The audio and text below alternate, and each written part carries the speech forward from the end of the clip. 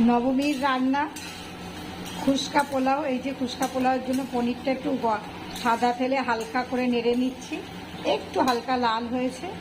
আর এদিকে এই যে ভাতের মধ্যে কাজু বাদাম কিশমিশ দেওয়া রয়েছে, এইবার এইটাকে রেডি করব। আর এদিকে ডিম কষা আর একটু পনির আছে, ওটা হয়ে যাবে আজকে আমাদের শুভ নবমীর দুপুরবেলার খাওয়া।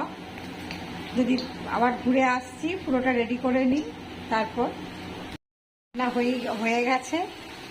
এই ডিম কষাটা আর একটুখানি শুকাবে, আর এদিকে খুশকা পোলাও হয়ে গেছে। কারণ আমি পুজোর কটা দিন নিরামিষ খাই বলে ওই জন্য খুশকা পোলাওটা আলাদা আছে। আমার খুশকা পোলাও আর পনির, আর ওদের দুজনে খুশকা পোলাও আর এই ডিম কষা, বাবা আর ছেলে। এইটা হচ্ছে আজকে আমাদের নবমীর দুপুরবেলার রান্না। তাহলে যদি ভালো লেগে থাকে সাবস্ক্রাইব করবেন, লাইক কমেন্ট করবেন।